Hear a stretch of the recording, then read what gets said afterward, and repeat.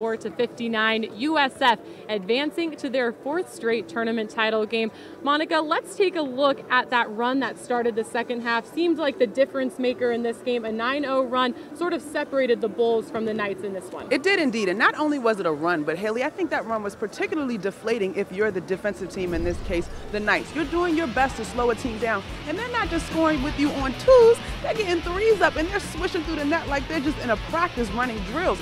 So I think because of the way that they were able to move the basketball, they were able to frustrate the defense. And so you could put those two together, it's a perfect storm. You look up, it's a 12-point ball game. Well, USF showing a great display there, but after last night's game, I had a chance to catch up with USF junior Laura Ferreira. You know it's always going to be a tough battle when you're going up against UCF. What was your approach heading into this winner-go-home game against your in-state rival? We had to stop Sanderson, like the best player on their team, and we had to take care of the ball because their press causes a lot of turnovers. And I think we did a good job, and we got the win.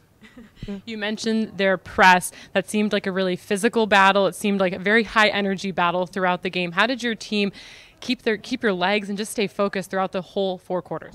They want to press us and make us do bad passes, so we just relax and take our time, and we found the open people, and we won. 4 players on your team. One of them, played all 40 minutes in this game. Third game in 3 days coming up tomorrow. How do you physically and mentally prepare for that? We're tired, but we're excited because it's always a good game to play UConn, and we're going to give our best. We're going to go back to the hotel and give some rest, do treatment, and we'll be ready for tomorrow. Third time this season meeting them. What do you take away from the first 2 experiences, and how do you apply that to this last meeting? The second game was better than the first, and the things that we need to correct from the second game was the turnovers when they press us, and we need to guard better the post players because they're pretty tall, but we can do a better job than we did before. Seems like you're doing a little bit of everything out there on the court, contributing in multiple ways. How would you describe your role? I'm the defender. I just guard the best player, and I just do what the team needs me to do. If it's rebounds, I'll rebound. If it's make the threes that I did on this game, I'll do it. I'm always ready to just help the team the best way I can. How do you think being a veteran on this team and having been in this situation before will help you heading into this final? I've been through this before, so I know what's at stake, and I'm just going to give my best, and I'm 100% sure that my team is going to do the same. All right, good luck tomorrow. Thank you. Thank you. Laura Ferreira geared up and ready to go for this tournament final. In last night's semifinal game, 17 points, 5 boards for the junior. Monica, how important is she to this USF lineup? Well, I think she talked about it. They've been there. So as an individual, yes, she has such a great spirit about her, and that I'm going to do whatever it is my team needs me to do. But I think that's the way that all 4 of those young ladies that played 40 minutes yesterday think. They understand that part of basketball sometimes is not being married to the game plan in such a way that it keeps you immobile. You've got to be able to respond. Defense takes X away, we're going to execute a knockdown Y. And I think that's what makes this team so mature in terms of having the experience, having been here, and ready to play in today's game. Laura Ferreira does a little bit of everything for the USF Bulls, but another key to this USF puzzle is junior Kitty Alaksa. I had a chance to catch up with her as well following last night's semifinal. What would you say was the moment in this game that you really felt it clicked for yourself? Thank you, first of all. I think all the game was hard. They fought, and we fought, and it was very emotional, and I think we came out of the locker room in the halftime, and we were ready. We were ready to get this win, and we were ready to move on. What was the game plan defensively heading into this game? Definitely to stop Saunders. She's a really talented player, and we needed to stop her first. We needed to stop the post players and Gregory as well, and I think we did a good job. But as you know, you always can do better. 4 players on your team played all 40 minutes, yourself included, and you're headed into your 3rd game in 3 days. How is your body feeling, and how are you doing mentally? I need a ice bath, and I'll be fine. I think everyone's going to get some rest tonight, and we'll be ready for tomorrow. That's why we're here, and we were preparing for 3 games in 3 days. To face UConn in the final, a team that you've met twice this season, what were your biggest takeaways, and what is the advantage of being familiar with them?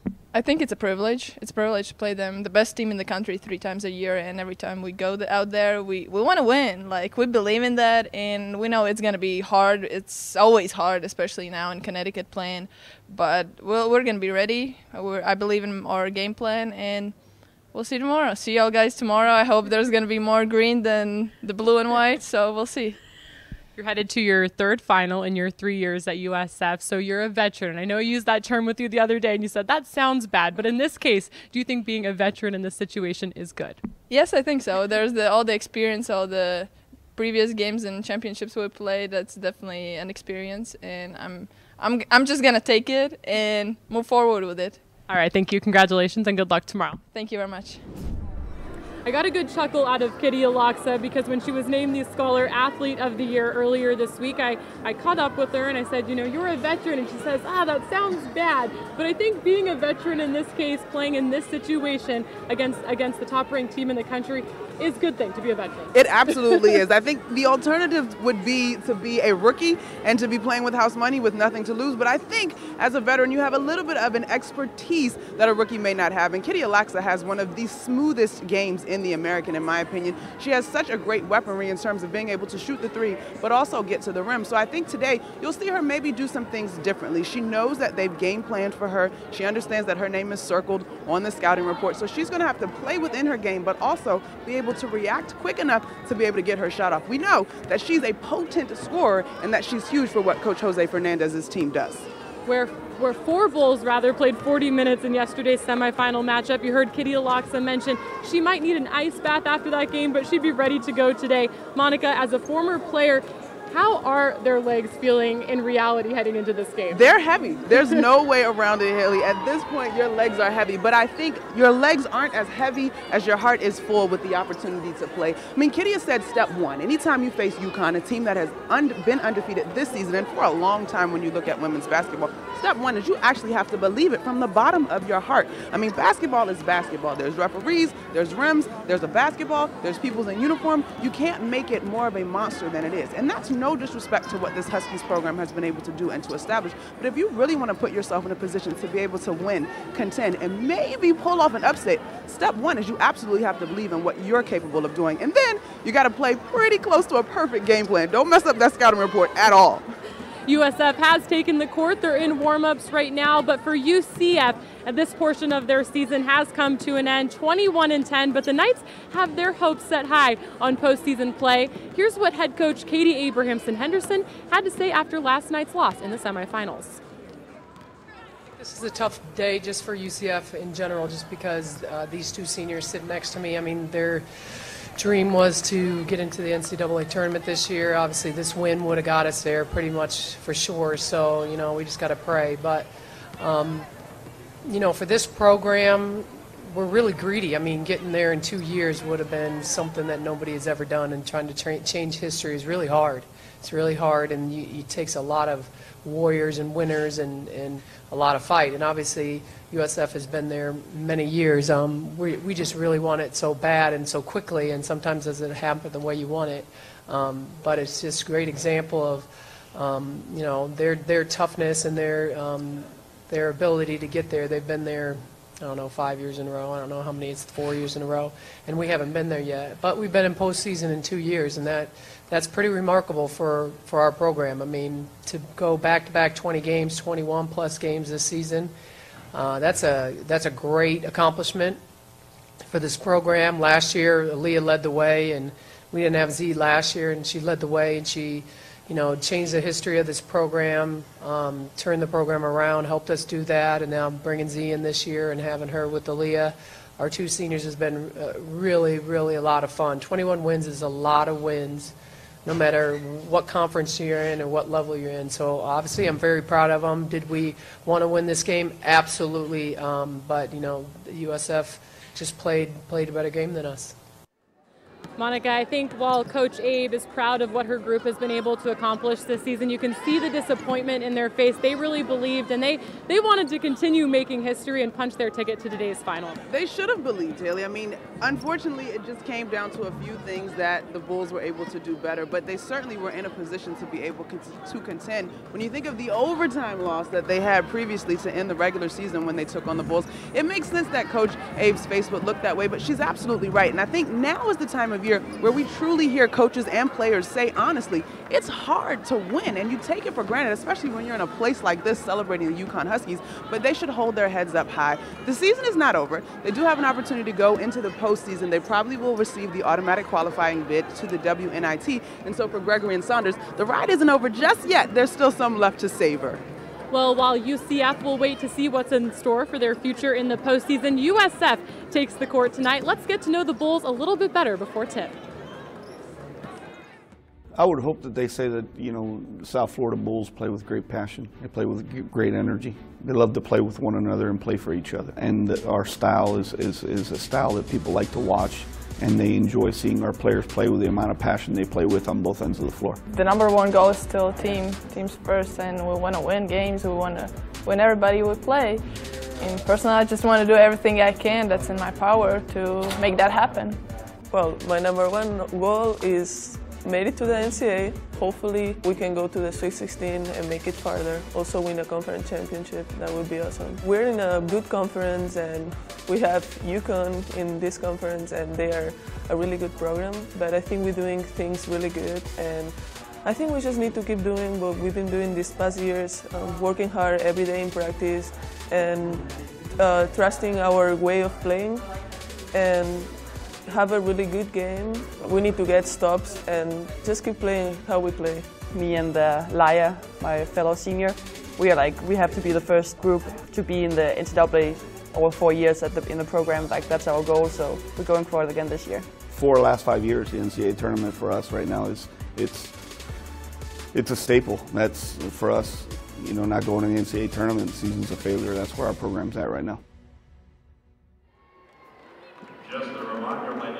You heard head coach Jose Fernandez say it right there. The Bulls have been to the postseason, the NCAA tournament, in fact, 4 of the last 5 seasons. Going to the big dance has become not only a goal, but an expectation for this USF program. How impressed are you with what Jose Fernandez has been able to do with this USF program? Well, Jose Fernandez is a great coach. He's accompanied by quite a few great coaches in the American. But I think what makes the Bulls so unique is that international flavor. I mean, he's not afraid to go to Europe, to go to other places, to recruit these young ladies. And I think the trick to that is it's fine to get on a plane and maybe do a little sightseeing while you're out recruiting, but to bring those ladies back to the U.S. and then to make them so comfortable in a place that's foreign. Now, granted, basketball is the thing that keeps everyone together. However, changing your whole life to come play ball and earn a degree is something that's very different. So he and his staff do a great job. Well, he, his staff, and the other players, the American players on the team, do a great job of truly bringing their teammates into the fold so that they want to stay and that he basically can sort of have a little bit of a pipeline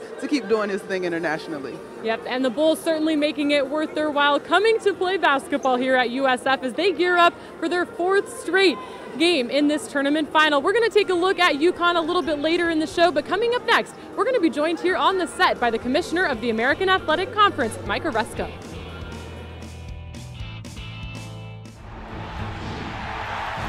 7,000 student athletes rising to become champions in 21 different sports at 13 esteemed institutions across 11 states. 360,000 students and 2.6 million alumni rise up in celebration of a Power 6 conference known as the American. We are a community united behind common goals, driven by innovation, passion, and excellence. Together we push the limits and continue to strive for more. It's in you and all of us. USF Tampa. This is a classroom. This is a lab. This is a study break. This is family. This is our backyard. This is UConn. Comes in all forms. Power is a big tackle, a big save, a clutch hit, and a game-winning shot. Power is also standing up for what is right. Power is respecting an opponent, officials, student athletes, coaches, and team representatives. Power is not tolerating racial or ethnic comments, profanities, or other improper actions while at the game. Be American. Power. Power. Power. Power for life. Welcome back to the Aaron American Athletic Conference Basketball Championship pregame show. I'm Haley Outen alongside Monica McNutt, and we're happy to be joined here on the set by the Commissioner of the American Athletic Conference, Mike Oresko. Mike, great to have you on the show as always as we gear up for another championship final. The fourth year in a row we've seen both of these teams. How impressive is it that both Coach Jose Fernandez and Gino Auriemma have been able to keep the consistency with their programs and get them to this game? It's great to be here, first of all, Haley, and nice to be with you, Monica. They're old friends, and they're friends and rivals, and Jose's done a great job. And, a few years ago, they were the only team that led UConn at the half. I took a picture of the scoreboard.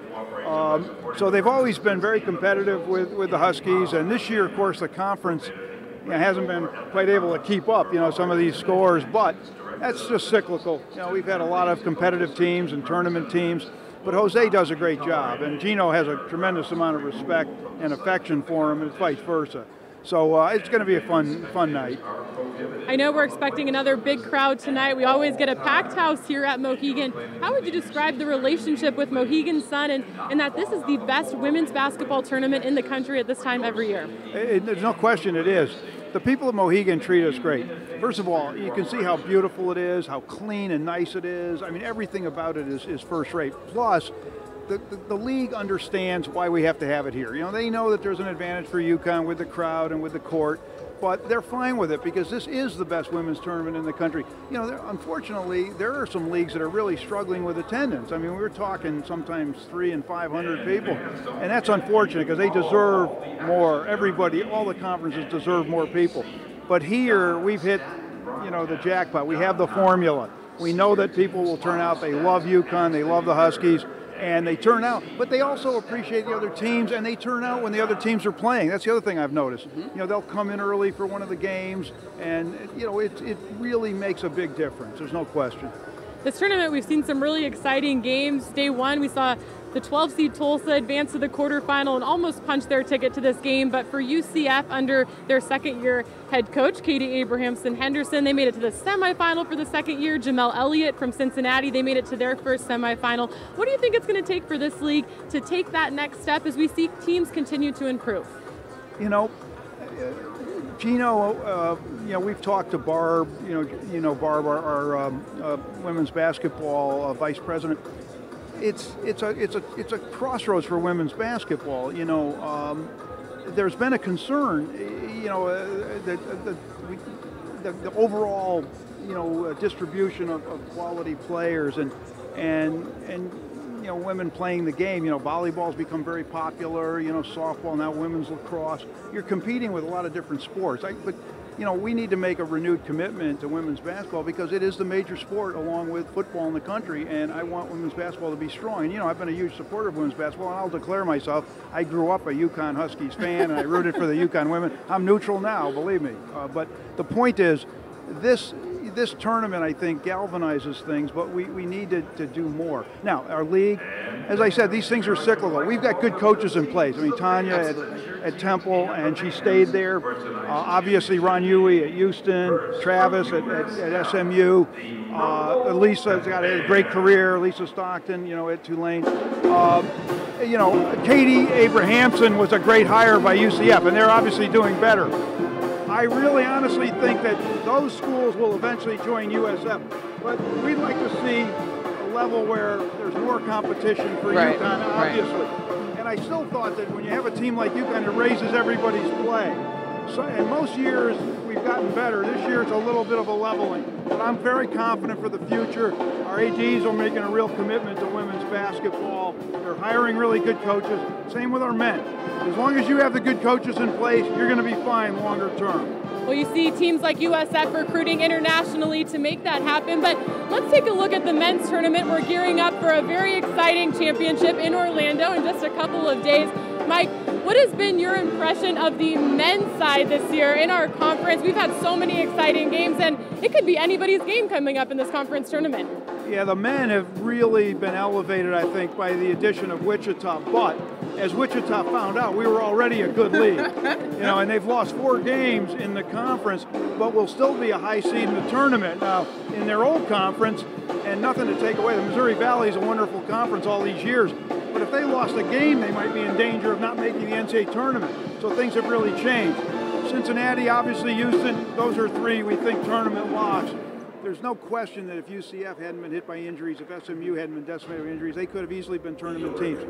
The other thing I would say about our men's league, when you think about the quality of the pedigree of UConn, Temple, and Memphis, and they're down. They are not what they've been, but they'll get back. The league is doing really well, even with them down. It's like in football with East Carolina and Cincinnati having been down. They were our best teams 3 years ago. The league never had a better year in football. So I'm really pleased with the promise of the conference. I mean, you always have to make sure you deliver. But the men, I think, are very strong. Temple could steal a bid.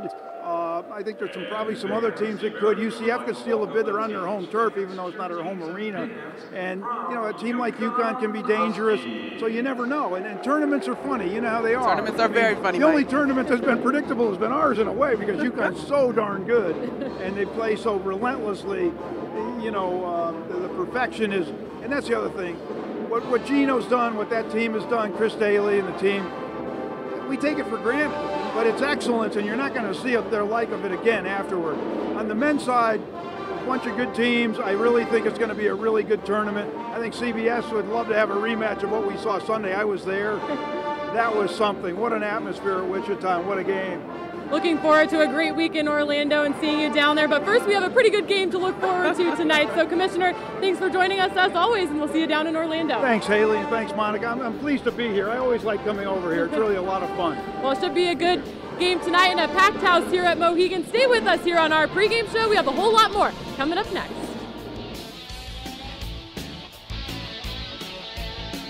Power comes in all forms. Power is a big tackle, A big save. A clutch hit. And a game-winning shot. Power is also standing up for what is right. Power is respecting an opponent, officials, student athletes, coaches, and team representatives. Power is not tolerating racial or ethnic comments. Profanities or other improper actions. While at the game. Be American. Power. Power. Power. Power for life. Power is excitement, energy, an unrelenting spirit. Its success is realized on the court, and its passion is felt in the hearts of players, coaches, and fans. And it all comes together in a conference known as the American. The American Power for Life.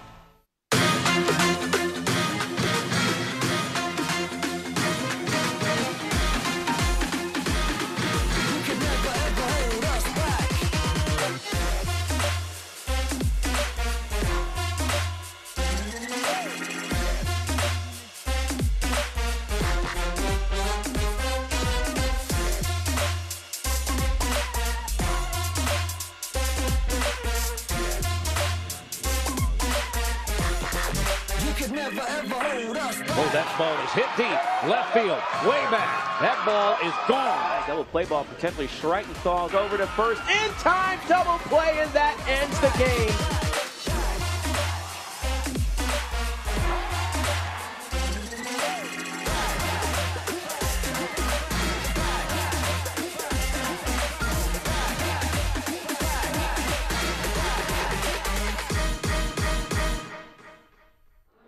Welcome back to the Aaron American Athletic Conference basketball pregame show. Alongside Monica McNutt, I'm Haley Outen. We're happy to have you with us as the fans are rolling here at Mohegan Sun, and UConn and USF gear up to take the court. Let's look back to last night's semifinal game between UConn and Cincinnati and take a look at how the Huskies punched their ticket to their 5th straight championship title game here at Mohegan Sun in the American Athletic Conference. Getting the scoring started for UConn, it's none other than the player of the year, Katie Lou Samuelson, opens up the scoring with a 3. Then Angel Reiser comes right back for Cincinnati with the jumper. Cincinnati trying to hang on here in the beginning, but there she is. Kia Nurse misses the 3, but a great second effort by Azurá Stevens is there to clean it up. Azurá Stevens certainly made her mark on yesterday's game. Moving forward, though, Nikira Goings hits the 3 to keep the Bearcats within 4 midway through the first quarter, but then it was on for UConn. This was the last score for the Bearcats in the first half. You see her right there, Collier with the drive and score. Then Kia Nurse hits the open 3. Monica, this is going to be a trend that we see the rest of this half. Well, you saw UConn Huskies just click into the efficiency power mode. I mean, they pushed the pedal all the way to the metal, shall I say. They executed to perfection offensively and defensively. I mean, they made history in this game. You talked about that shot by Nikira Goings. That kept her Bearcats at 5 points throughout the second quarter, as you see Katie Lou Samuelson with her timing so well perfected there as she's able to get the basket. But in the postgame, Coach Oyema talked about it. It's not necessarily about who his teams are playing. It's about the things that he wants to see. And he had to be pleased with his team's overall performance in this one. Well, there was a new face, Megan Walker with the finishing play, just a freshman. But then Katie Lou beats the buzzer at halftime to push it to 43-5. But Shanice Johnson finally broke the slump for Cincinnati with the 3, and Crystal Dangerfield doing it outside with the 3. She had a great game yesterday. But here she is.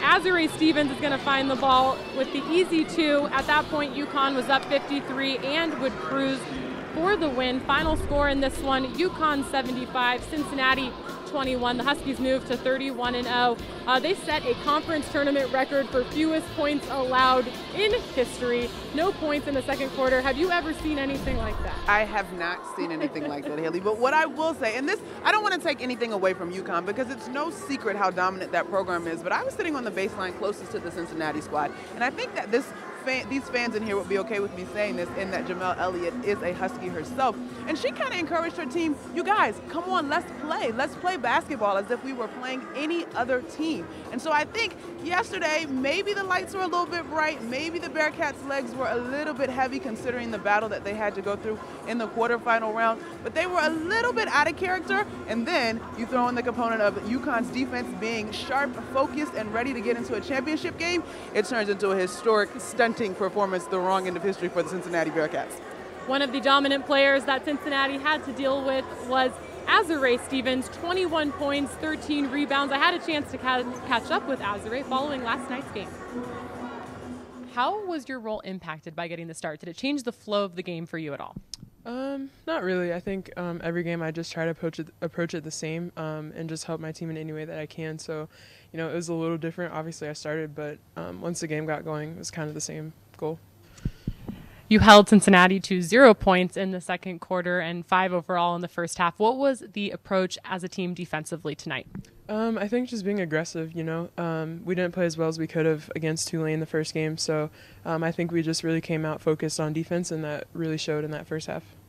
This team is headed to its 5th straight American Championship final. What would a win tomorrow night do for this team heading into the month of March? What kind of momentum would that give you all? I think a huge momentum. Coach was talking a little bit about that before the game, and just kind of in March, kind of building that momentum up. So I think a win tomorrow would definitely help with that. All right, thanks a lot. Good luck tomorrow. Thanks. Monica, Azurá Stevens, a new face in this UConn lineup, a senior in the classroom, but a junior on the court. What does she provide on the floor for the Huskies this season? Well, she's 6'6". You got to start there with the very obvious. She's a tall, big presence inside for the Huskies. And Coach Oyema also talked about this in terms of what she allows them to do defensively. They can change it up. Now, not that his team gambles on the perimeter too much, but should they gamble or should they happen to get beat, you've got a very large, long-limbed, potent shot blocker waiting in the back to clean up whatever mistakes may have happened on the perimeter. Well, here you see it, the UConn defense. I mean, they really made it difficult for Cincinnati to even get a quality shot off last night. They definitely went into this one with a game plan. As I'm watching this contest, Haley, I think one thing that we sort of forget when we talk about UConn is their size. I mean, Katie Lou Samuelson is 6'3", Azure Stevens is 6'6" on the inside. So not only are they quick and athletic, but then they've got their arms up, they're long, they're jumping into passing lanes, they're communicating defensively and closing up opportunities. I mean, this is really a team that's a force to be reckoned with on the defensive end when they're clicking on all cylinders. Well, for Cincinnati, they are 19-12, hoping for a berth into the WNIT. And for head coach Jamel Elliott, her team has certainly taken a step in the right direction, making it to their first conference tournament semifinal. They won 7 of 8 to close the season before meeting UConn, so definitely something to be proud of. But let's show you this shot from the quarterfinals. Their senior Anna Owens, she came up clutch. Very close game they played with the 12-seed Tulsa. In the final seconds, you're thinking the Golden Hurricane might pull this one off.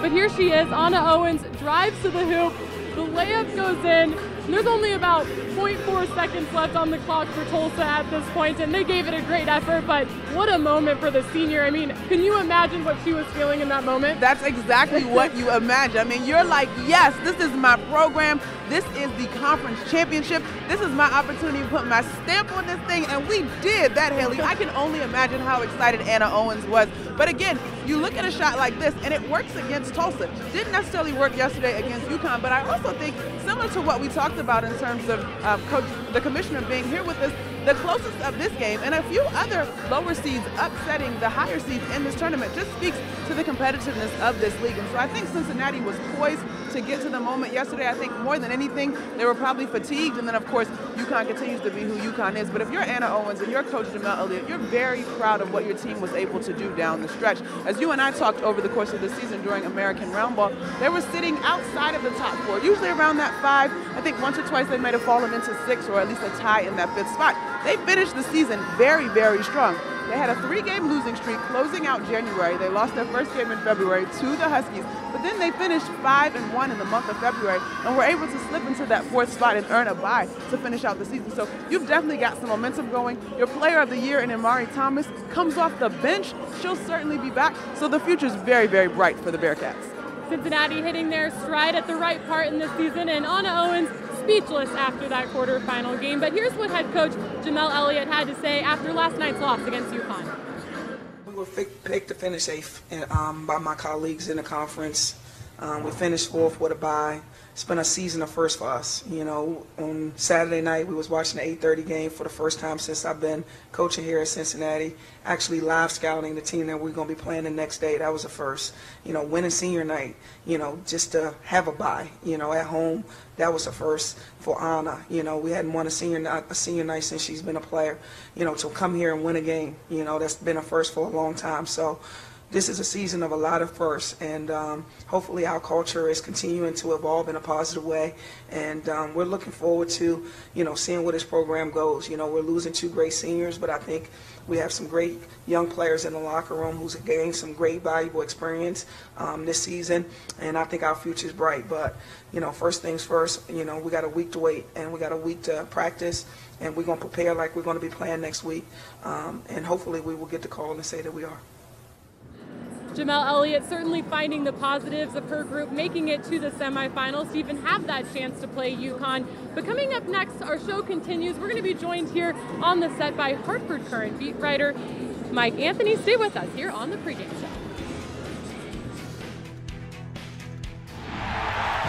7,000 student athletes rising to become champions in 21 different sports at 13 esteemed institutions across 11 states. 360,000 students and 2.6 million alumni rise up in celebration of a Power 6 conference known as the American. We are a community united behind common goals, driven by innovation, passion, and excellence. Together we push the limits and continue to strive for more. It's in you and all of us. USF Tampa. This is a classroom. This is a lab. This is a study break. This is family. This is our backyard. This is UConn. Power comes in all forms. Power is a big tackle. A big save. A clutch hit. And a game-winning shot. Power is also standing up for what is right. Power is respecting an opponent, officials, student athletes, coaches, and team representatives. Power is not tolerating racial or ethnic comments. Profanities or other improper actions. While at the game. Be American. Power. Power. Power. Power for life. Welcome back to the Aaron's American Athletic Conference basketball pregame show. I'm Haley Outen alongside Monica McNutt, and we're joined here on the set by Hartford current beat writer Mike Anthony. Mike, great to have you with us. I know that you just started covering the Huskies in January, but how do they compare to other teams that you've covered in the past? Well, there's no comparison. I used to cover the UConn men's program during some really successful times for them. I covered a national championship team, but I've never quite seen an operation like this. I've actually known Gino Auriemma for years just by being around campus and around Gamble Pavilion, but I've never seen his program on a day-to-day basis. And to get kind of an up-close look at the inner workings of it all, it's really been fascinating. But what they put into it, what they get out of every minute, every day, every practice, it's really remarkable. Well, this is a very familiar matchup that we're getting ready to witness here in the 5th American Conference Tournament Final. Let's look back to last year's matchup between USF and UConn, and Katie Lou Samuelson 100% stole the headlines of last year's championship game. Samuelson hit a record 10 for 10 from three-point land. We see her right there, back to back to back. How impressive, Monica, was this performance by Katie Lou? This is a shooter's dream. Like, fall asleep with your head on a perfect pillow, have the best night's sleep ever, and dream about shooting lights out in a championship opportunity. But Mike, you mentioned it, you're around this program day to day, and watching Katie Lou Samuelson, what do you see that she pours into her game that makes her so efficient?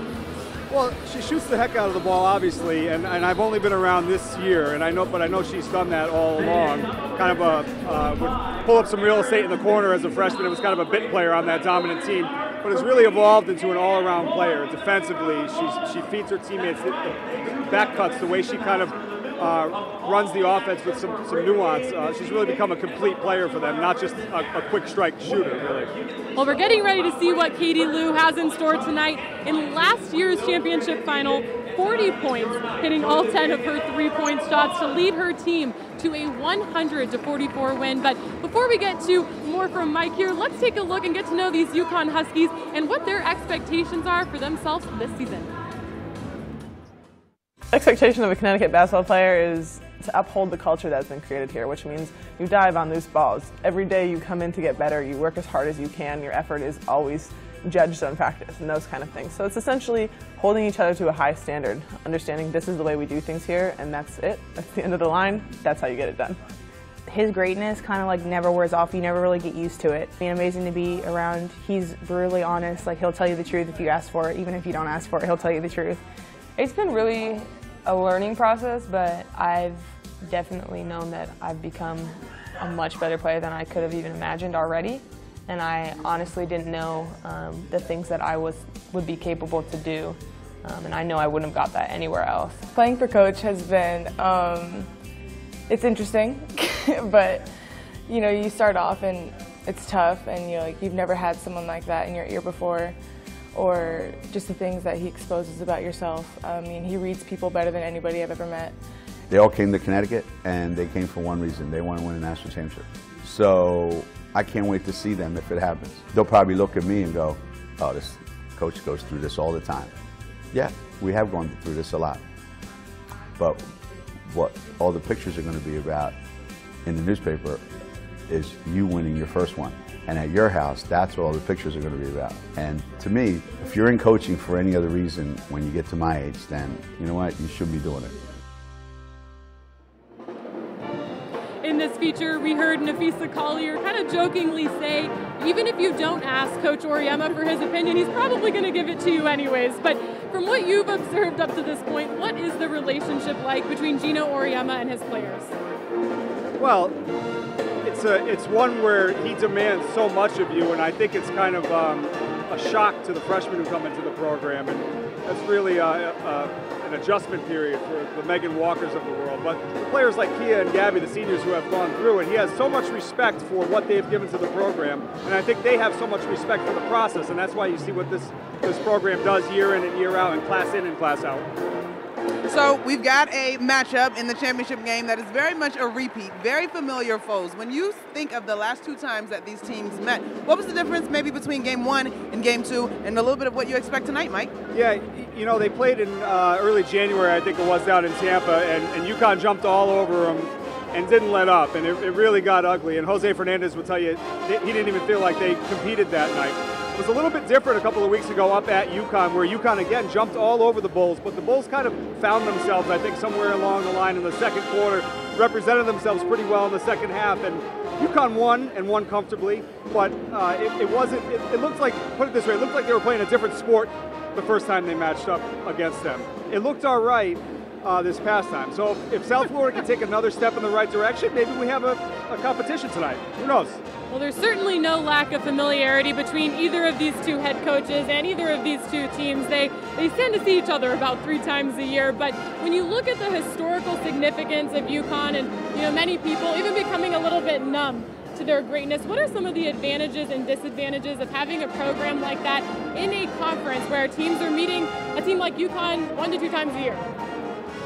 Well, it shows you where the bar is and what a program can reach, and it'll take a while for someone to do what they're doing, but it shows it's attainable. I mean, I think all of these opposing coaches will tell you that they love having UConn on the schedule because it prepares them for anything else they'll see along the way. So they say it's a win-win publicly, and there are some good teams in this conference, and UConn will tell you that, and then they go out and schedule some really good teams for their non-conference part of the schedule, so they fill it out pretty good. One of the keys to this UConn lineup is, of course, Gabby Williams, who left the quarterfinal game with an injury, and she participated in the shoot-around this morning. But from what you've seen from her throughout the course of the season, do you anticipate her to get many minutes tonight?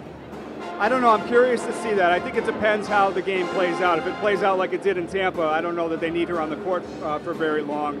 But then again, both of these teams have such a long period to be able to rest coming up in advance of the NCAA tournament, which won't begin, I believe, at the earliest, the 16th.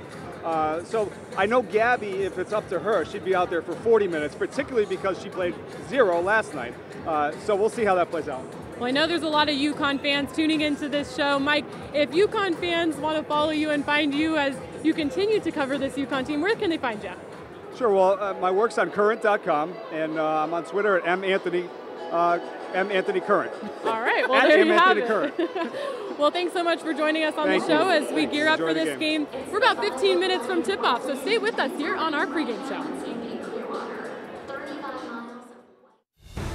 Power is excitement, energy, an unrelenting spirit. Its success is realized on the court, and its passion is felt in the hearts of players, coaches, and fans.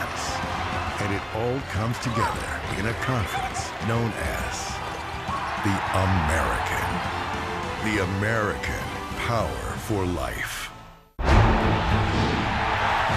7,000 student athletes rising to become champions in 21 different sports at 13 esteemed institutions across 11 states.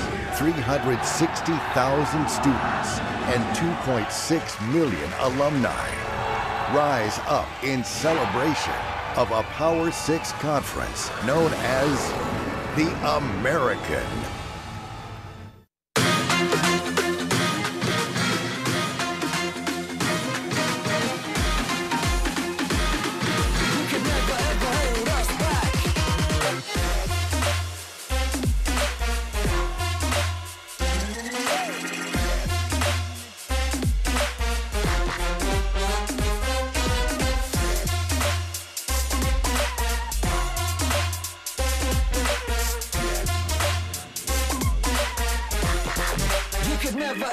Oh, that ball is hit deep. Left field. Way back. That ball is gone. Double play ball potentially. Schreitenthal's over to first. In time. Double play, and that ends the game.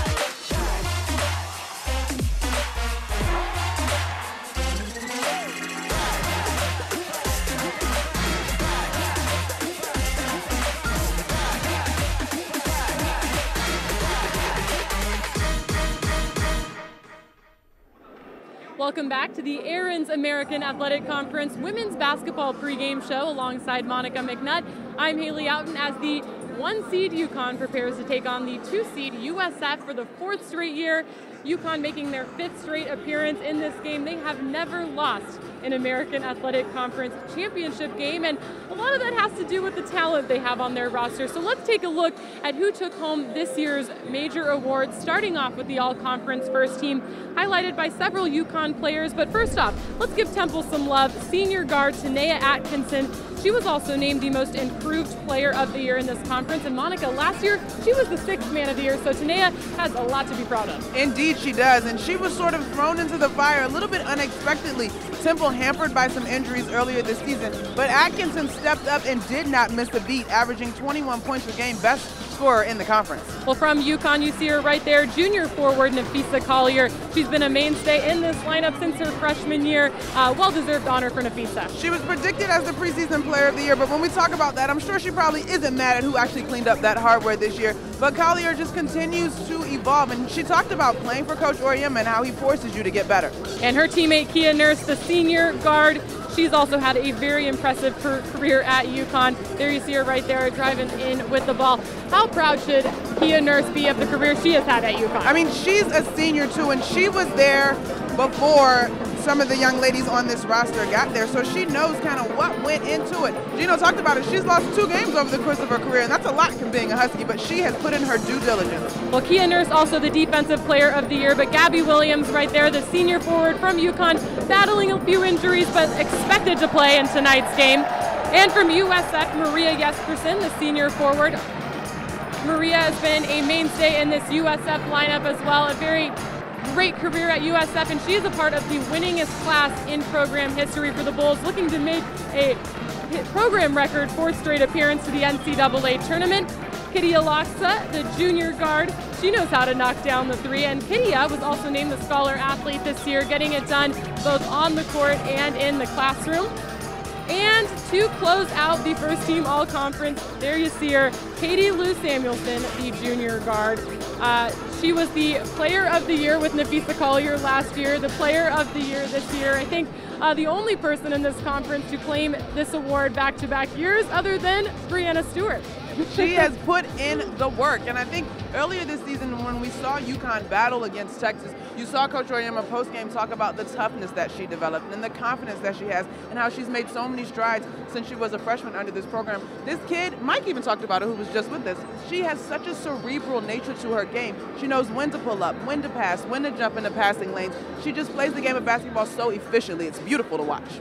Well, Katie Lou definitely gets it done in multiple areas on the court, but it's pretty helpful that she has some talented players around her, and one of those is the newcomer of the year, Azurá Stevens, the transfer from Duke. She sat out last year, so she took in this tournament from a bit of a different angle, but she got the start in the semifinal due to Gabby Williams sitting out, the newcomer of the year and the 6th player of the year. Monica, what is the impact of Azurá Stevens? She's 6'6" and she's dominant. The length.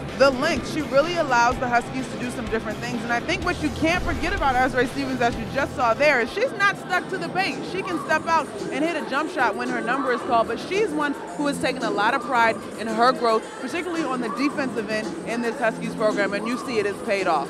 Well, each year we usually spend this portion of the show talking about Gino Auriemma as the coach of the year, and you have to believe his name was in the mix, seeing as they are undefeated again this season. But this year, Jose Fernandez gets the recognition, a coach that has certainly built up tradition and excellence at the USF program. how nice was it for Coach Jose Fernandez to be voted for on this award by his peers? Well, and that's it, Haley. You have to remember that this is an award that comes from the heart of your peers and the people watching you. And you wonder maybe if we're dealing with the same thing we saw with Michael Jordan or LeBron James in terms of taking Gino for granted just a little bit. But you cannot dismiss what Jose Fernandez has been able to do with this group. It's one thing to talk about the European flavor in a way that, oh, this is so cool what they do and what they force you to step out of and how they force you to defend them. But to understand what really goes into fostering a culture where women want to come to a whole nother country to take advantage of the opportunity to get an education and play basketball and be a part of your program. He knows how to put his young ladies in position to do well. He's done it this year with 4 players playing a bulk of the minutes, which was something that we talked about on the round ball in terms of wondering if that would be a concern. But he's been able to put a lineup that isn't necessarily the biggest in position to be the second best team in this conference. So he's done a lot with what he has, and he deserves this award this year, I believe. Coach Jose Fernandez and head coach Gino Auriemma on the UConn side, they are no strangers to each other. In fact, they're pretty good friends, but they're about to face off here on the court right behind us in just a few minutes. I had a chance to catch up with both head coaches yesterday. Needless to say, your program is headed to their 4th straight tournament final. What does that mean for this program that consistently year in and year out your team has found a way to get here? Well, it's a credit to I have an unbelievable staff, and we got great student athletes in our program. UConn most likely in tomorrow's final. What are the pros of facing them twice in one season? And as you just mentioned, your team is watching them all year. We faced them a week ago, so we got to do a great job taking care of the ball. Taking care of the ball, limiting them to 1 shot and out, no unforced turnovers. And you got to make shots against them. With playing them in this situation in a tournament as opposed to the regular season, just coming off of shorter rest, does it change the approach in any way? We're going to talk a little bit about that tonight, but that's why you play the type of schedule we've played. We've already played in a tournament that we've played in 3 games and 2 back-to-back games, so our kids have been used to that. 100-0 now in conference play, headed to your 5th straight title game, a chance to go into March with the championship.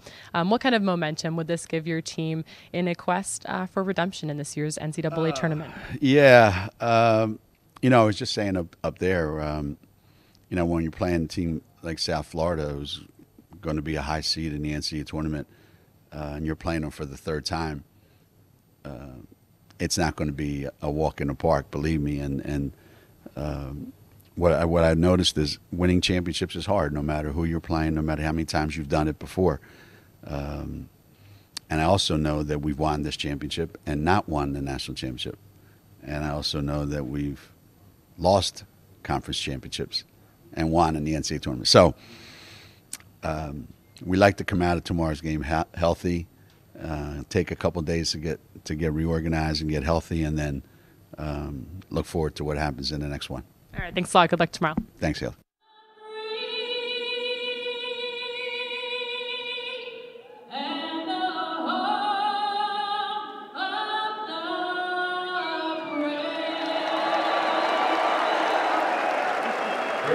Fans have filed in, and as you just saw, we took in the national anthem here at Mohegan Sun as we gear up for UConn and USF to tip off in just a few minutes. But we just heard from both head coaches, both looking forward to a great game today. Monica, first on the USF side, who are you looking out for as a most outstanding player of the tournament to watch? Well, for the tournament, I think you have to talk about Maria Jespersen. She's someone who I think has been most consistent over the course of the tournament. Now, it easily could go to Kitty Alaksa if she gets hot in the most important game of the tournament, in being the championship. But I like the way Jespersen has brought some versatility to the table in terms of being able to score in the paint, whether she posts up smaller defenders or step out and bring larger defenders out so that they have to defend her on the perimeter. It's no secret they're going to need each of the players in their lineup to step up tonight, though, if they want to pick up a win over UConn, especially with those tired legs. But Maria Jespersen, someone to keep your eye on in tonight's final. However, on the UConn side, who are you looking out for the most outstanding player of the tournament? Well, this is interesting, Haley. I think it could go to Katie Lou Samuelson, right, who is the player of the year in the conference. But I don't know. Maybe we'll see something big from Azurá Stevens. So this one's a little bit of a toss-up for me. But if it is Katie Lou, I fully expect her to take a leadership role in this game. if this one gets a little bit more contested, the way Mike talked about it when he came up and joined us, they're going to need someone to help this team maintain their poise and to stick to what they know to be true. And for me, Katie Lou Samuelson would be that person. Okay, well, there you have it. Monica's most outstanding player of the tournament. Watch on the USF side, Maria Jespersen, and for UConn, Katie Lou Samuelson. But let's talk about the X Factor. Who is your X Factor for USF? Well, I think it's got to be Tamara Henshaw. We talked about the 4 players that played 40 minutes and all scored in double digits last night. But Tamara Henshaw comes off the bench for Jose Fernandez's team. Now, she doesn't have the advantage that she had yesterday in terms of her size, but she's one of those kids that understands the game of basketball. She's going to get to her spot, shoot her shot. She's going to cut. She's going to make the right pass. She's going to make the simple plays. There you see her getting out in transition, which isn't a whole bunch of fancy footwork. It's just getting in position. Tamara Henshaw, just a sophomore and last year's American Freshman of the Year. On the UConn side, who's your X Factor tonight? All right, so now I can officially give this one to Azurá Stevens. I think that she has made herself known as a very big presence defensively. Now, player to player, UConn does already have the height advantage, but just in case Kitty Alaxa gets super hot the way we've seen her do over the course of the season, she would be the player that would have to clean up the mess as Laxa and maybe even Henshaw, Flores, and Ferreira are attempting to get in the paint. So she's certainly part of the reason that we'll probably see this team shoot the ball from the perimeter quite a bit today. Well, these two teams have quite a bit of history. They've already met, as we mentioned, twice this season, once in Tampa, and once in Stores.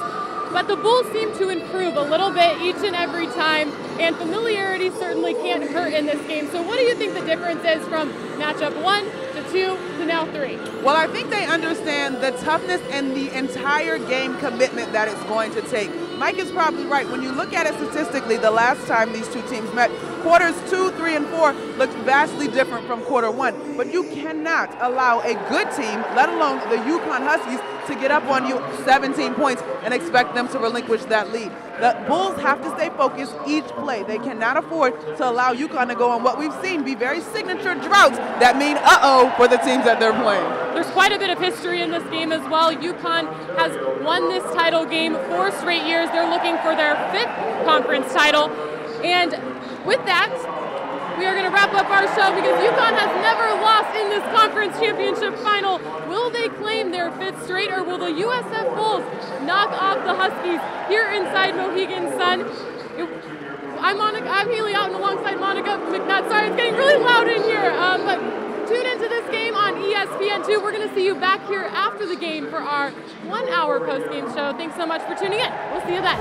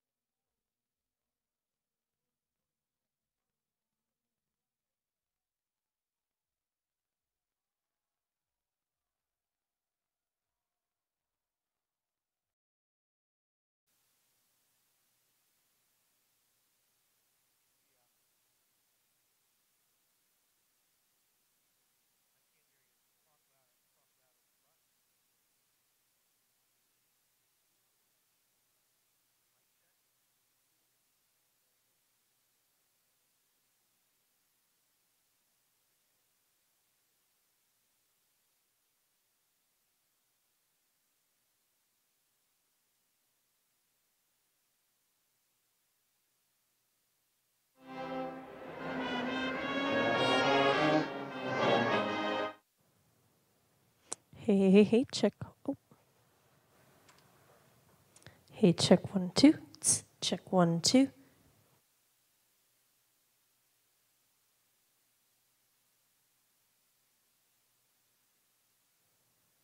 Hey, check 1, 2.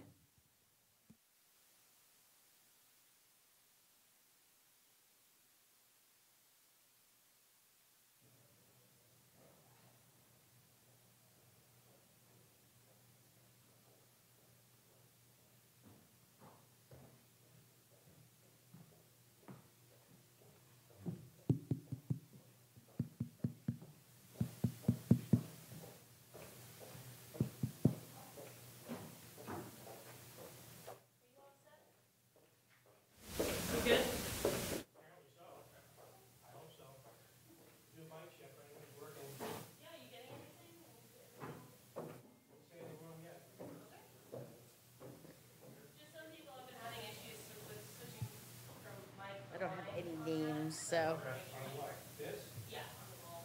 Except we know the coaches will be coming down. Except we know the coaches will be coming down. You would know.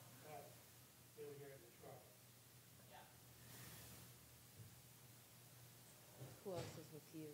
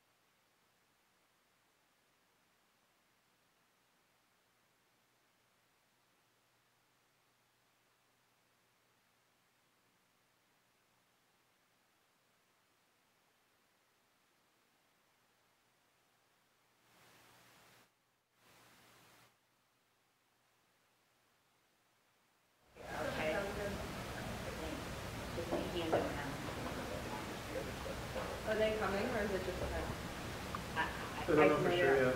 I don't know. I know obviously.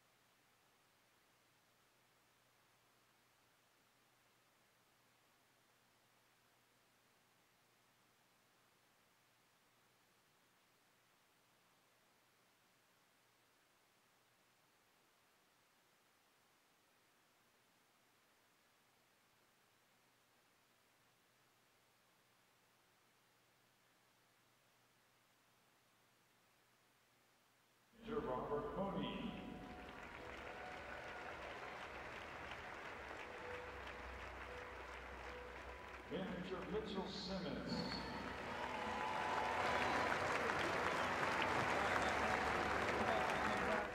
Freshman Michaela Combs. Freshman Lexi Gordon.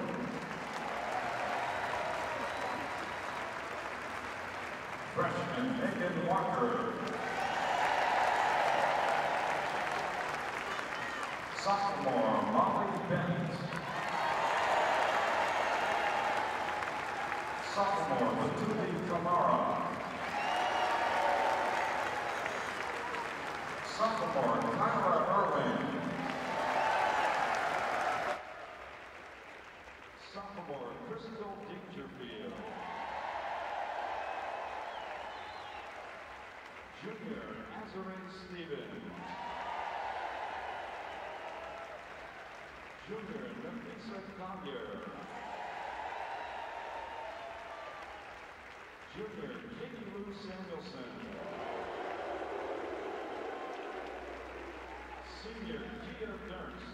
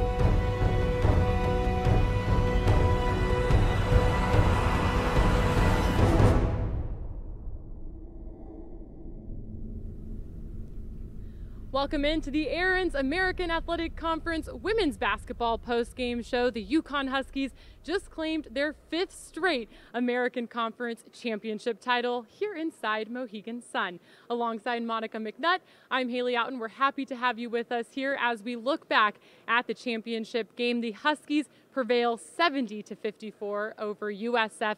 Monica, I knew we were in store for a great game, but USF, they really brought it, especially in that first quarter, but they put up a fight the whole entire game. They did indeed, and sometimes the third time can be the charm, and it wasn't quite the full-on charm today in that USF didn't get the result that they probably wanted, but on paper, it could be deceiving in terms of how competitive this ball game actually was. I thought the Bulls did a fantastic job of coming out and matching the intensity of the Huskies. Unfortunately, they did get pummeled by a drought in terms of them being able to score while the Huskies were able to go on the run in the second quarter, and that pretty much was the margin of the ball game. But I was very impressed with their execution, their focus possession by possession, and just matching the Huskies' intensity. Let's take a look at these highlights from this game. A whole lot of good plays to get to and a very valiant effort, as Monica mentioned, by the USF Bulls. But here we are, UConn's Gabby Williams in the starting lineup today with the steal and the layup. Great to see Gabby Williams back out on the court. Katie Lou Samuelson gets the ball right here. She lays it up for 2. UConn Huskies doing what they do, but here's USF's Maria Jespersen. The senior drives in for the bucket. I thought that Jespersen was really the person for the Bulls who set the tempo. There you see UConn continuing to score, but I thought because of the way Jespersen came out, there was a boost of confidence. Every shot she hit early on did not fall, but she was aggressive. There you see Loxa being aggressive. There was a sense of, we're going to take it to you guys, whether this falls or not, because eventually it's going to fall because we're ball players too. USF making shots, but then Katie Lou Samuelson with the 3, showing up for UConn as UConn does. Here's Kitty Loxa, though. She responds with 3. The Bulls really staying in this game, and that's what they needed, Monica, was to make shots. Loxa finished the ball game with 26 points, but I thought it was Katie Lou Samuelson and Gabby Williams in particular who were like, oh, okay, so y'all want to come and bring some intensity and think you're going to match us in this contest, and they didn't allow that to happen for UConn. Nurse hitting a very timely bucket there, but I can remember a moment in the game where Katie Lou Samuelson hits a 3, and you see her sort of roar as in, let's go, we're not going to allow them to get any closer. Well, here's USF with the ball, trying to find some rhythm. Maria Jespersen hits the 3. Big time bucket there for the Bulls. She finished with 9 points, which I was actually surprised by. I thought she had more points, but she also had 9 rebounds, which speaks to the intensity with which she played overall today. 2 assists also in her line, as you saw one there. Well, Azurá Stevens, you know, she doesn't go inside, but she makes the shot from outside. Azurá Stevens really getting it done all over the floor this tournament, but Crystal Dangerfield drives it inside for 2. Another UConn player that was solid this week here at Mohegan Sun. Katie Lou Samuelson finds the ball, a little pump, and a 3 for Samuelson. You know, maybe not 10 for 10 this year like we saw last year, but still a great contribution. Then second half, Williams opens with the jumper. Then Gabby Williams going to find the hoop again on the drive. I think Williams, you know, saving up that energy from yesterday, all for the final. Absolutely. It was great to see her out on the floor healthy. Coach Royema said he asked her which championship meant more. Would it be this one or the one that will start later this month? And everybody agreed the one that started later this month, but it was great to have her back. USF not giving up, though. Kitty Loxa, their leader and shot maker with the 3, but great ball movement by UConn. Stevens from Dangerfield there.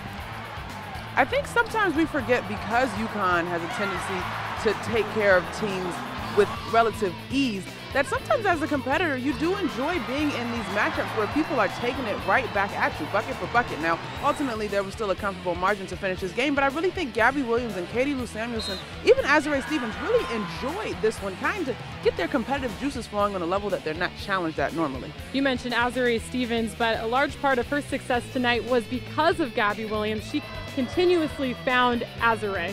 She was the matchup, or she had the matchup advantage, I think.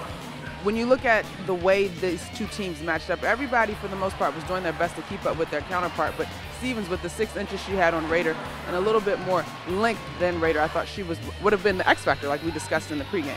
Right, well, you saw Kia Nurse there with the steal and the layup, 17 points off of turnovers for UConn, but then Loxa with the 4-point play, Bulls fighting till the end, but Gabby Williams with the late finish to keep the lead strong.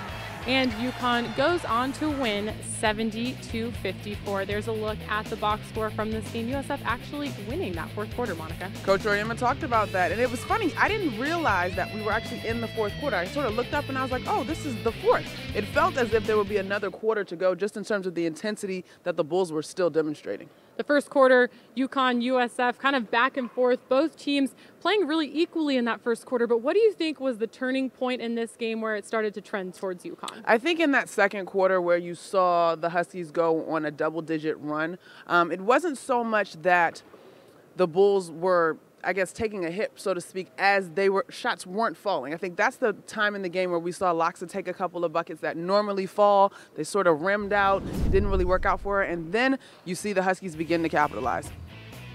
Well, let's take a look at this, because Kitty Loxa, she was actually hitting some shots. USF was setting up plays to get Loxa the ball and the buckets. Okay, we're actually going to talk about the UConn run, the 14-3 run to end the second half right here. And this is, Monica, what you're referring to as kind of that changing point in the game, and then Katie Lou Samuelson knocking down the three. It's just tough to get back into it when they're knocking down shots. It is, and the Bulls were exerting so much energy defensively. So just by virtue of playing the game of basketball and having to use the same body on offense and defense, you're wearing out your legs, and it takes a lot of focus to be keyed in on the amount of cutting and screening that Coach Oyema has his team do. And I think that the Bulls did a fantastic job in communicating that, but it's taxing. That's just the reality of it, especially when you're trying to go down on the other end and hit a three. Although I will say, I did like the idea that the Bulls, or the way, not just the idea, but the way that they were attacking the paint despite those shot blockers being in the middle. Yeah, the Bulls were trying to find a way to score. And we want to show you these few clips because Kitty Loxa, you could tell they were trying to find her. They were trying to get her the ball, and they were setting up plays because she is one of their go-to shooters right here. So, Monica, what were you seeing in these situations when they were looking for Loxa? Well, there's two things. Loxa has the ability to score off the dribble in the one-on-one setting. There you see her just basically using space. She goes behind the back and is able to kiss the ball off of the glass. She starts away from the three-point line because of the way that the Huskies are defending her. A couple of these shots may be ill-advised if she was anyone but who she is playing in a championship game. So she has the green light to let those shots fall, even though they were a couple steps back from behind her typical range. You mentioned the stat sheet possibly being a little bit deceiving, and you look at the first quarter and you see UConn 21 points, but in that first quarter, what I remember looking back was that USF's playing really good defense, but UConn still manages to get 21 points. But what was USF doing so well defensively, especially in that first quarter? They were talking. I mean, I was sitting on the baseline. You could hear them. They were jumping into, I don't want to say jumping into passing lanes, but they had their hands up. I remember one particular play that I actually watched UConn practice earlier today in shoot-around, but Flores had her hands up as the UConn player is cutting, and she's able to deflect the basketball. She didn't even see it, but she had her hands moving. They were active. Their hands were in passing lanes as best they could. They screened. They talked about the screens in terms of how they wanted to switch, and then they just did the best they could to get in position and make the Huskies uncomfortable. That time, Azurá Stevens having to take a few extra dribbles around the paint to get to the side of the rim where she would have an opportunity to shoot, and it doesn't fall. So it was just the little things. I thought we talked about Tamara Henshaw in the pregame, getting in right positions, knowing that she's not necessarily going to block shots, but she can be as disruptive as possible.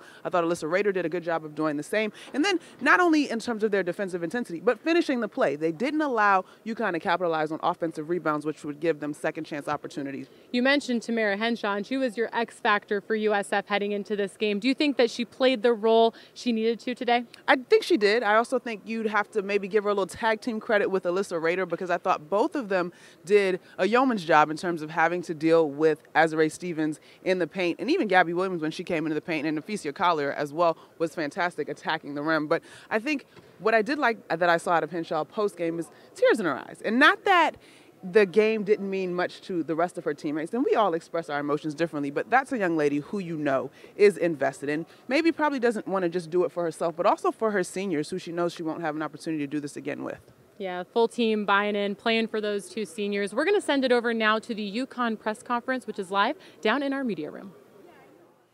You know, I knew and I was ready for a game to kind of play out exactly like it played out, you know, that there was not going to be any repeat of what happened the first two times. It's just not that time of the year for that kind of stuff. And they're too good, and Loxa just too good to keep under wraps for for 3 straight games. But you know, when you have somebody like Gabby, you know, and she plays the way she played tonight, it's number one, it's fun to watch, but number two, they don't have anybody on their team that can compensate for that can handle what she was doing tonight.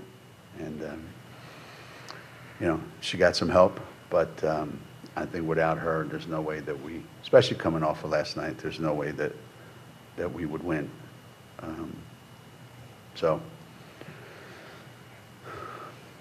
and I know you brought Azure up here so she can say, we got a lot of tips and a lot of deflections, and my teammates helped me.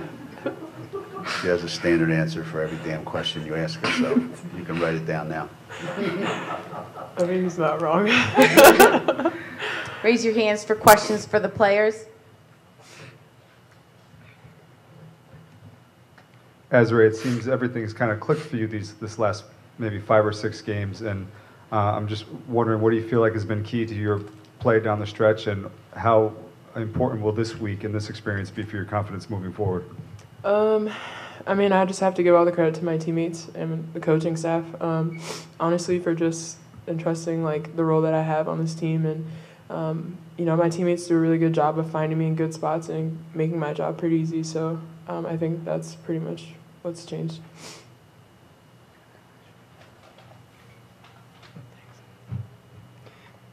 Gabby, South Florida had you guys scouted pretty well. They weren't giving up the backdoor cuts. They weren't giving up the perimeter looks. What do you think the key was to kind of working through that and kind of getting your offense going? Yeah, I mean, we've played them 3 times. We play them 3 times every year, so I think we expected them to kind of have the scout down. So we've just been working a lot on you know, our multiple options out of our offense and making sure that when things break down, we're not running around like crazy and still running the stuff that we've been running all year.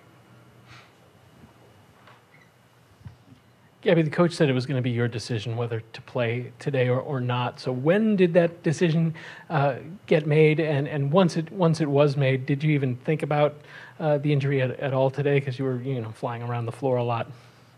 Yeah, I mean, it was made when I woke up this morning. Sorry, what was your second question? How did you feel out there on the court? Did you think about it at all once you were flying around? Yeah, I mean, once I knew that if I was going to make the decision to play, that I was going to have to go out there and attack it just like any other game. So I didn't want to show that, oh, well, I'm halfway there. So, if I'm going to play, I'm going to play like I always do.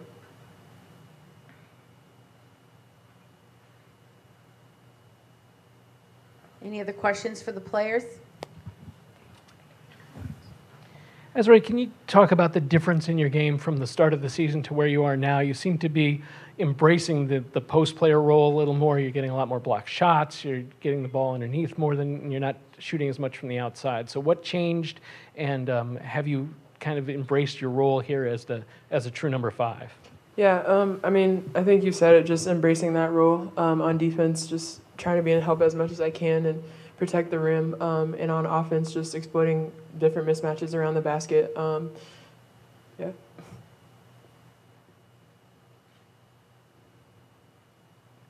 Does anyone have any other questions? Gabby, just a housekeeping question. The time you got hurt in the second half, was that your arm when you went down from a shot, or was that also your hip?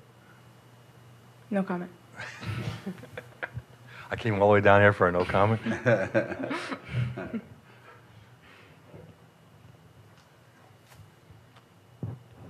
Gabby, with this being now the NCAA tournament time, every game could be the last. Are you guys where you want to be heading into the most important part of the season as a team? I mean, of course, there's always something that we want to get better at, and I think that's what keeps this program so good. Is there's never a moment where we're like, okay, we got it. We can just kind of coast through it. So I think we have our next goal set. This was one. So now we got our first game, back at Gamble, so we'll have new goals for that.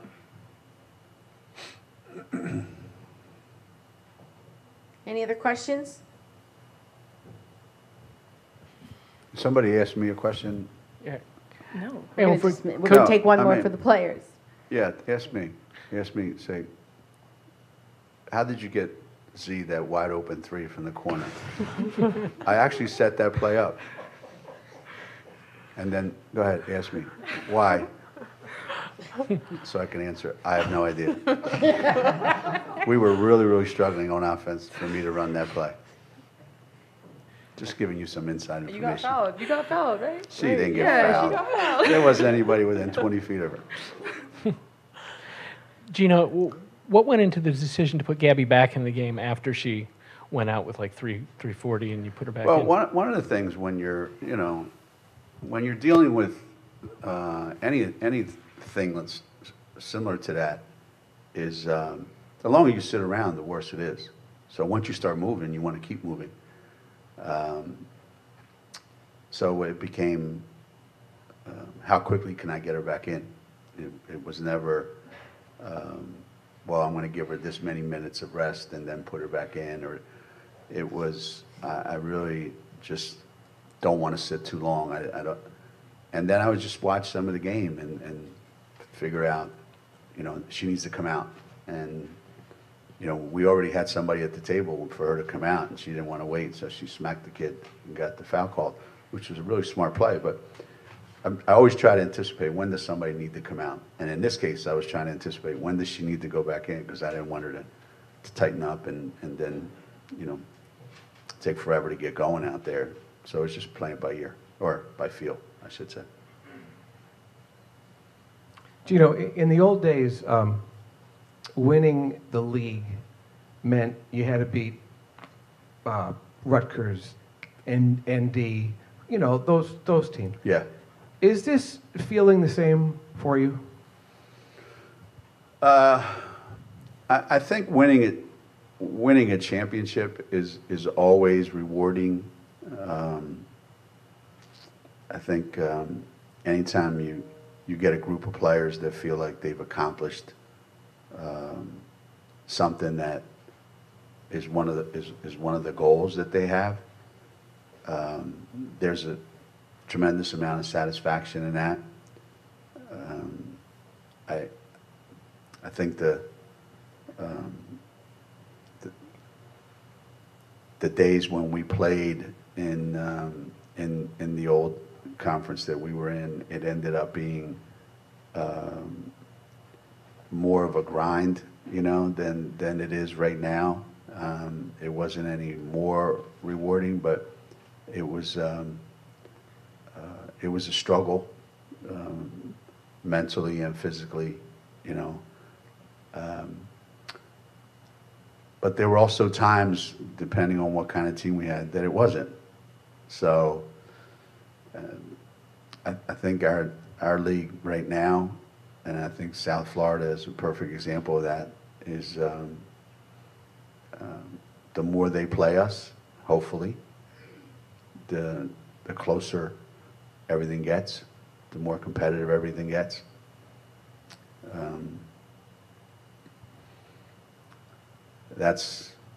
I remember back in the days, when Rebecca was here today, and I remember back in the days when Rebecca was on the team, it was just like this, it was the same thing. So, and it changed. So let's just enjoy this for what it is right now and see where it goes. Before we take the next question for Coach Auriemma, we're going to dismiss the players.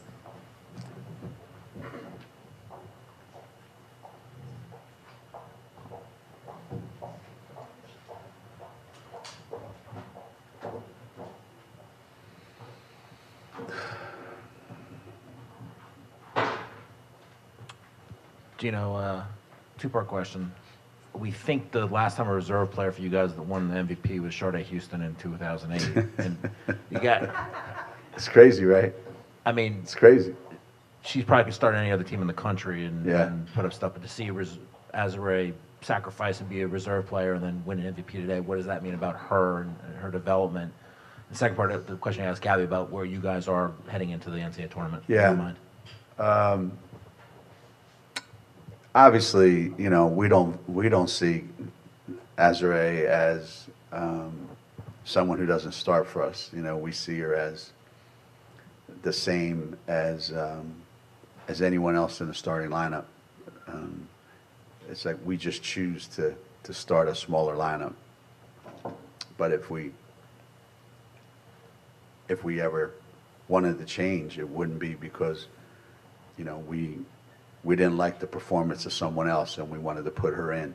It would just be because we wanted a different look. So we have a starting 6, and today and throughout this tournament pretty much, and lots of times this year, she's a difference maker in the games, and that's very, very rare to have somebody coming off the bench that can do that. And she's growing up every day and adding to her game. So let's see where this takes her personally and our team. Where are we going into the tournament? I don't know that we're in any different place than we were before this tournament started. You know, I'm a little bit down on conference tournaments these days. You know, it's the same teams that finish 1 and 2 in the league seem to be playing for 1 and 2 in the championship game. If you look at all the major conferences, that's exactly what happened. So I don't know that anything changes much in this tournament. The same things we were really, really good at, we showed in this tournament. Some of the things that I think we're not so good at, we showed, you know.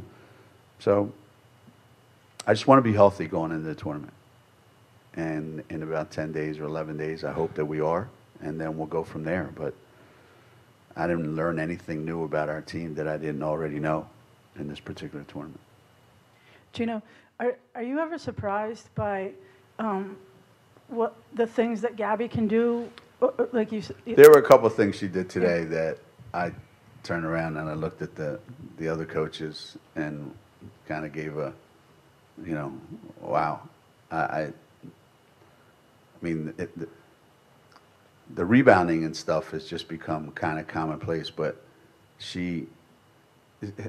how many times has there been a player that rebounds like that and then takes the ball away from you like a guard? It's very, very rare, you know, that you have anybody like that. And then she made a couple passes today that were just spectacular, you know. Just her toughness, like how. Yeah, you know, if you'd have told me her freshman year that this is what she was going to be doing this year, I would have told you at what school, because I just never saw on a regular basis anything like this. All you saw was just this raw, you know, athlete who wanted to be good but didn't know how. And now you're looking at, you know, an All-American and potentially the single most impactful player in the country.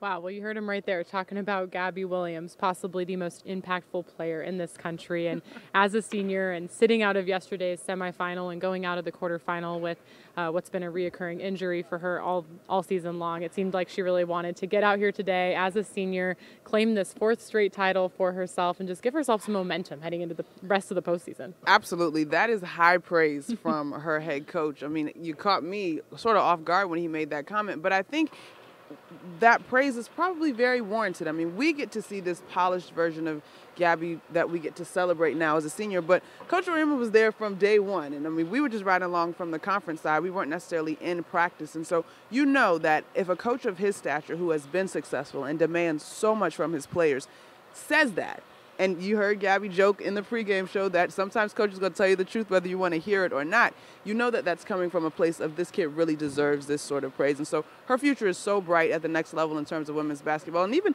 into the tournament next month, I'm really excited to see what she can do in the tournament and where this team can go.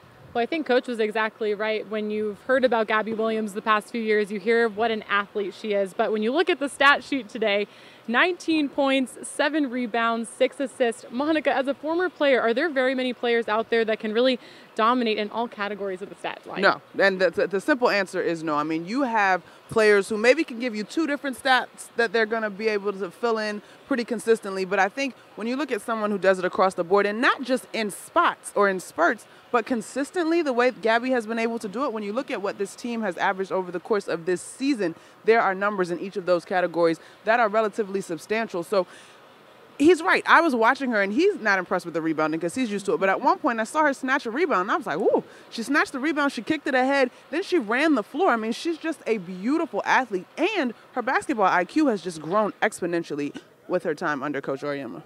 We heard from the UConn Huskies in the press conference, and we're going to kick it to break. But when we come back here on the set, we're going to be joined by the UConn Huskies themselves. Stay with us. In all forms. Power is a big tackle. A big save. A clutch hit. And a game-winning shot. Power is also standing up for what is right. Power is respecting an opponent, officials, student athletes, coaches, and team representatives.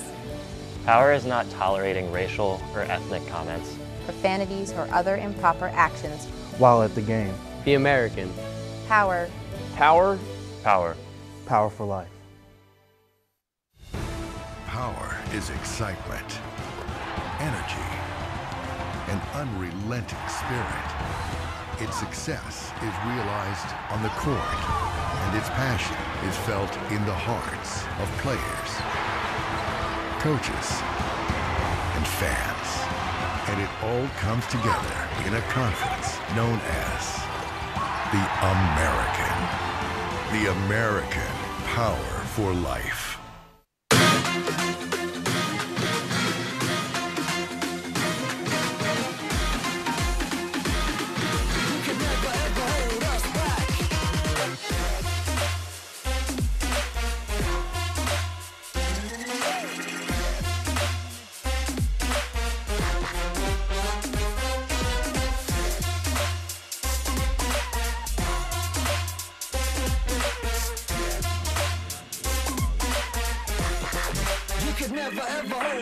Oh, that ball is hit deep. Left field. Way back. That ball is gone. Double play ball potentially Schreitenthal's over to first. In time. Double play, and that ends the game.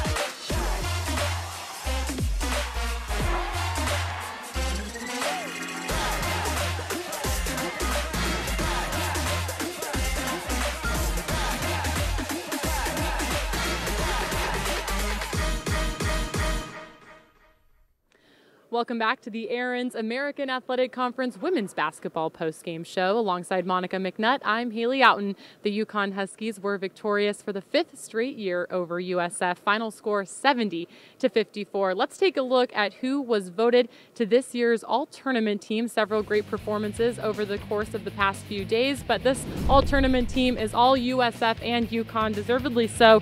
First off for the Bulls, it's their senior forward, Maria Jespersen. Jespersen really came out, particularly in this championship game, focused, raring and ready to go. She was aggressive offensively. She was focused defensively. She really sort of was the engine for Coach Jose Fernandez's group early. An outstanding tournament overall for her. Yesterday, she had a fantastic game as well. Today, she finishes with 9 points and 9 rebounds. Here's her teammate, Kitty Alaksa, just a junior, but great from all over the floor. Monica, why is she so deserving to be amongst this elite group of players? She can score the basketball, and she's not a slouch defensively either, but her scoring prowess is really something that gets her recognized. She's just got such a smooth game. It's easy for her to pull up. It's easy for her to put the ball on the floor and get to the rim, and then she can even get a little creative around the rim in order to avoid defenders. Laksa finished with 26 points today, and of course playing all 40 minutes in every game here at the tournament this weekend. She's got to be feeling it physically and maybe mentally too at this point. Lots of ice baths. We know that she's not intimidated by ice baths. I'm sure those are on the way before she gets ready for the big dance. All right, and moving on, here is UConn guard Crystal Dangerfield. Solid tournament for the sophomore, really getting into the groove and running this UConn offense. I particularly love watching Crystal Dangerfield come off of screens. I think the way she pounds the rock and is able to bounce right into her shooting form or to get to the rim is just a thing of beauty. I mean, you heard Coach Auriemma talk about how she adds speed to his team. The 2-time player of the year and last year's most outstanding player of the tournament, Katie Lou Samuelson, makes it to the all-tournament team once again. And Samuelson just continuing to pick up where she left off in the regular season. I mean, this is the kid that has such an assortment of weapons in terms of being able to score. We saw her competitive nature sort of get going a little bit today as this game was a little closer for a stretch than you're used to seeing the Huskies in. And last but certainly not least, we're about to be joined here on the set by her. It's Gabby Williams, injured in the quarterfinal round, sat out of yesterday's game, but certainly made her presence known today. The senior is well seasoned and understands what this program is all about. I thought she was fantastic defensively, offensively, able to power through a little bit of an injury that she's been battling with, but you just knew that she was not going to allow this USF team to get only but so close, as in we're gearing up for the time that really matters for the most when you're a program like the UConn Huskies. And last but certainly not least, it's the 6th player of the year and newcomer of the year, Azurá Stevens, the transfer from Duke. Monica, what impact did she make on this tournament? I mean, I thought she had the best matchup in terms of being able to really exploit her defender. I love the way she moves without the ball. I love the way that she saw the floor, made the right passes to her teammates, and then you see her hitting the jump shot there. You heard Coach Oyema joke in the press conference about that corner pocket 3 that he drew up for her. But I just thought she moved so well. For someone that's 6'6", she moves just beautifully. Well, we are now joined here on the set by UConn senior Gabby Williams. Gabby, thanks so much for taking a few minutes to join us today. 4 times you have been able to raise the trophy at the end of this tournament. I know this week's been a little tough for you, battling some injuries and whatnot, but what did it mean to you to be able to play in this final game tonight? Yeah, I mean, like you said, this is my last go-around at this, so I wasn't going to let anything kind of stand in my way for it. When you watch your teammates, and you're talking about the all-conference team and just the balance and the talent that you have surrounding you, how would you describe the chemistry of this year's team? Yeah, I mean, everyone can, you know, everyone can contribute in an embarrassment of riches, huh, Gabby? I mean, it's so good. It's what makes us so dangerous is that, you know, if one person has an off night, we have 3 or 4 other guys or 5 even who can step up and fill that role. And then if you get all 6 or 7 of us playing great, then, you know, who knows what can happen. As a senior, we talk about the talent that you guys have. You're pretty deep in terms of the talent. But for you, in terms of the leadership component, how do you tie it all together? I mean, what do you feel like is your responsibility to this team? Yeah, I mean, I play with a bunch of guys who can score anytime they touch the ball. So it's my job to make sure that, you know, they play defense too, or that we move the ball, or we run our offense too. And it's those things beyond scoring that I think the seniors and the leaders on this team have to take over. Coach mentioned that, you know, coming in your freshman year, he knew you were an athlete, but then you look at what you were able to accomplish tonight, both on the boards, you know, scoring, assists. How have you challenged yourself to become a contributor in several different ways?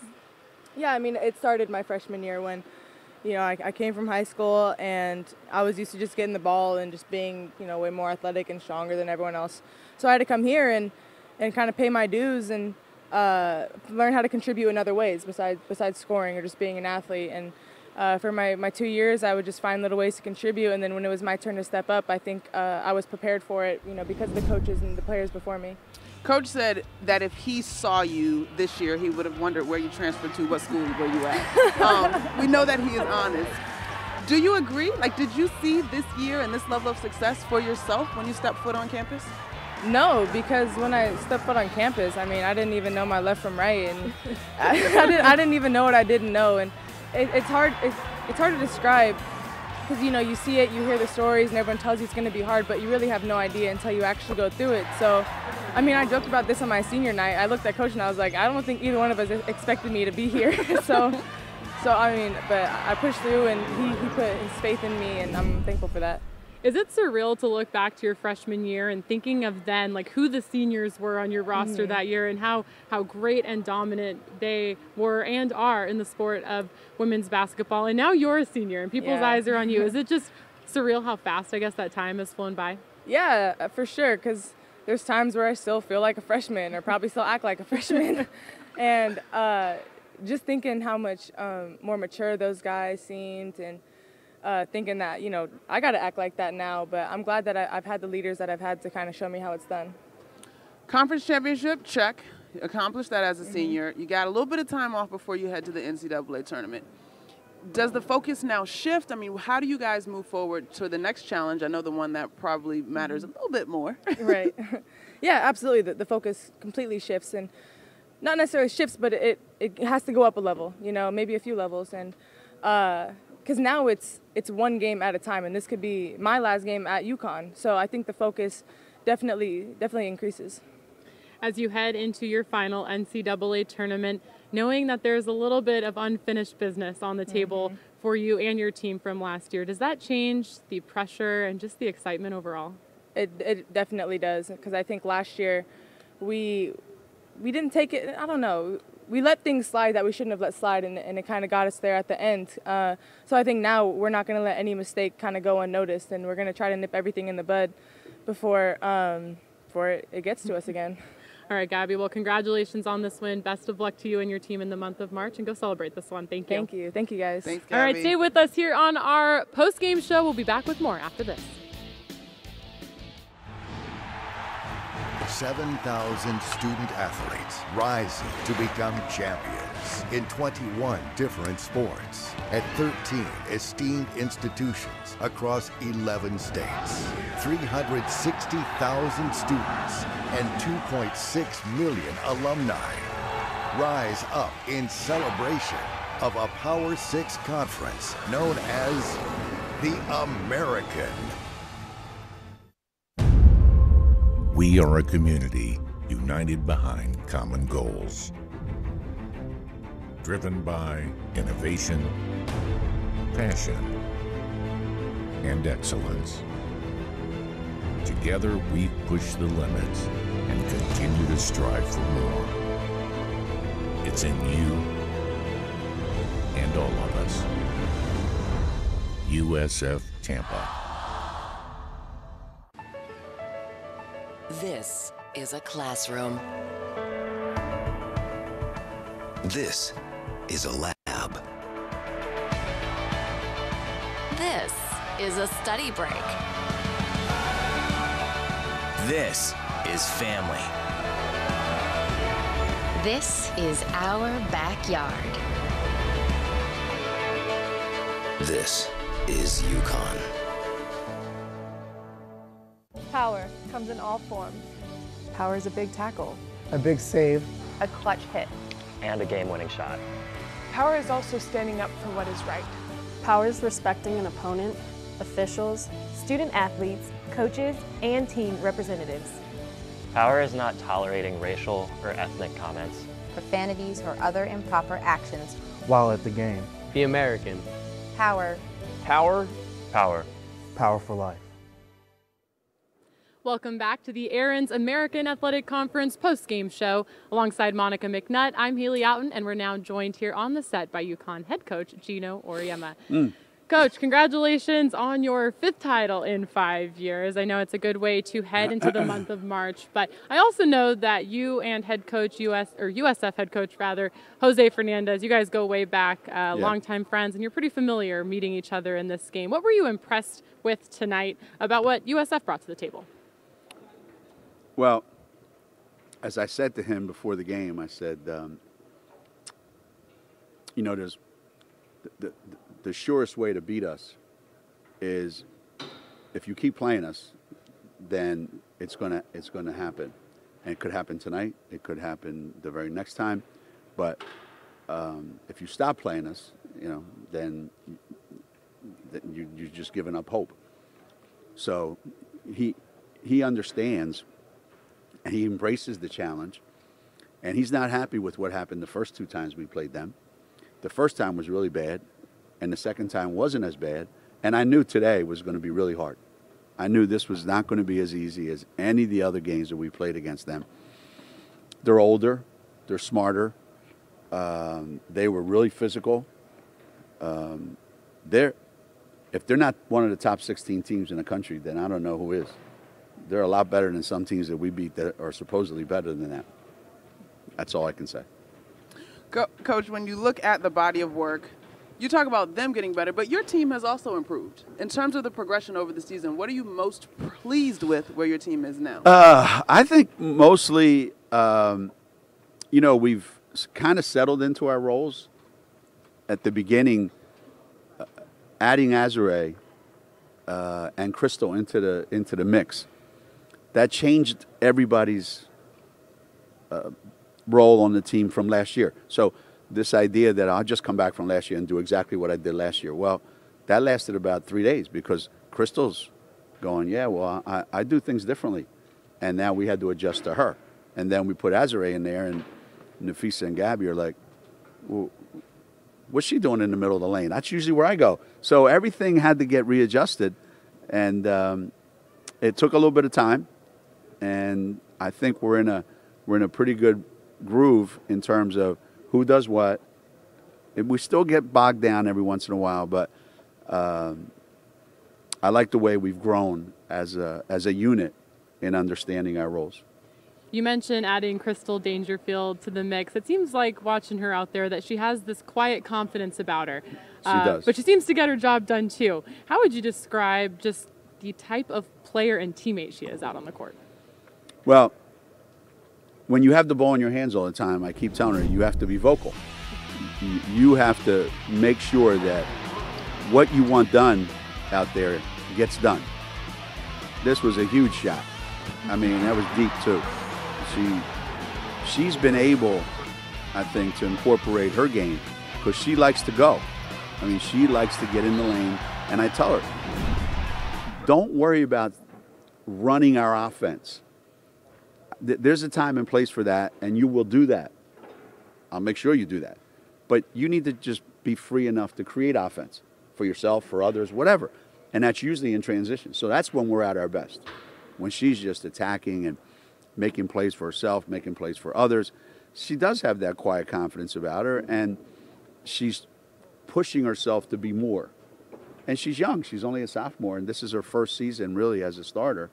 I can't wait to see where she goes from here.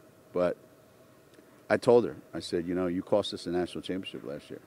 If we could have put you in the game in certain stretches, we would have won. So no matter how good she plays, I always make her mad about that. How does she respond to that? 'Cause that's a lot, Coach. Well, you know why? Because now, if you ask her, why are you so good this year? She goes, I hated what happened last year. Okay. I didn't like where I was, you know, in school, academically. I didn't reach my potential. I didn't like what I did basketball-wise and how it ended, and I promised it would never happen like that again. So every time I think she needs a little bit of I kind of remind her of it. So you brought it up, and we asked Gabby when she came and sat with us, considering last year, is there a little bit of edge heading into the big dance in a couple weeks? For the first time in these players' career, I can actually say, hey, you think you're guaranteed a title? Because before they would go, yeah, we kind of are, yeah. So now I can actually say, well, weren't we undefeated going into the tournament last year? Yeah. And how'd that turn out? And people are saying, yeah, you know, you're undefeated. You know, you're a shoo-in for the Final Four. It's going to be you in the championship. I said, we know better now, don't we? And why did we lose? Well, because of this, and this. Well, then let's make sure that we don't make the same mistake again. And as a matter of fact, I just said it tonight. I said, when we come back for practice, we need only grown-ups to come back. Because if you're not a grown-up in this tournament, it's going to show up. And I think that they've been waiting for this all year, I think. Gabby Williams is just up here on the set with us, and she mentioned that looking back to last year, kind of like you said, it sort of just became a yearly occurrence to walk away with the national title. But she said she felt like a lot of little things had slipped through the crack last year that they maybe didn't realize at the time.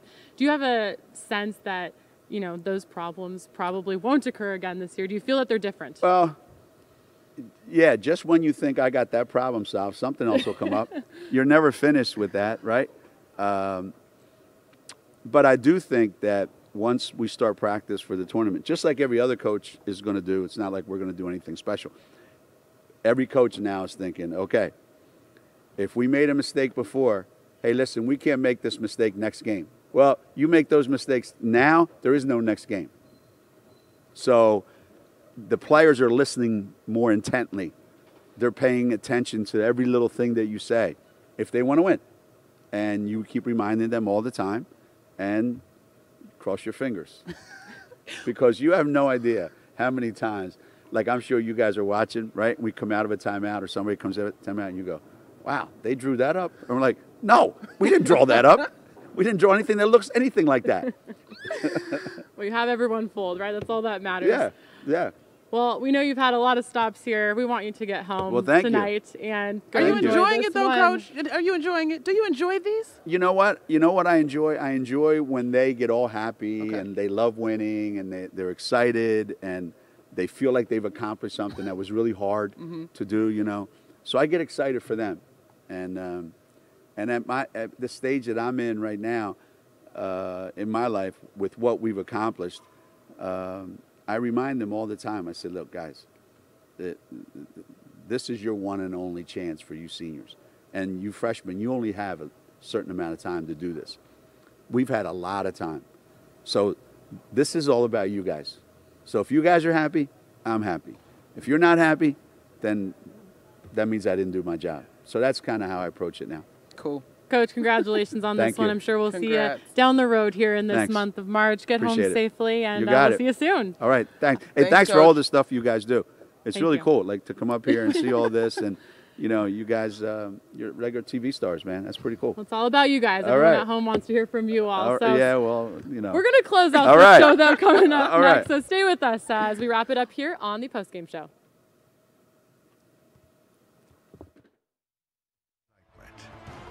Energy, an unrelenting spirit. Its success is realized on the court, and its passion is felt in the hearts of players, coaches, and fans. And it all comes together in a conference known as the American. The American Power for Life. 7,000 student athletes rising to become champions in 21 different sports at 13 esteemed institutions across 11 states. 360,000 students and 2.6 million alumni rise up in celebration of a Power 6 conference known as the American.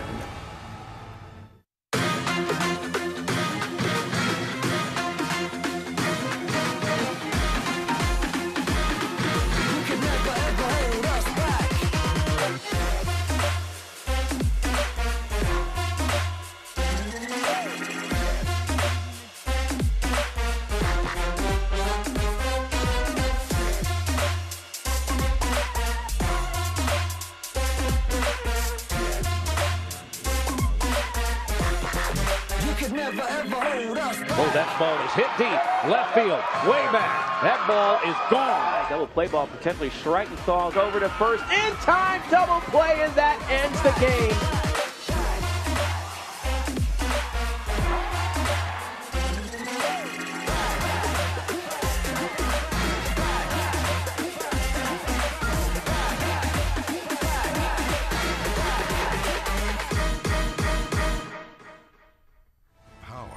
Excitement, energy, an unrelenting spirit. Its success is realized on the court, and its passion is felt in the hearts of players, coaches, and fans.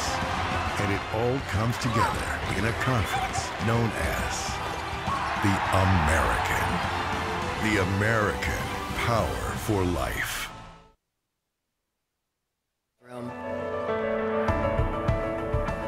This is a lab. This is a study break. This is family. This is our backyard. This is UConn.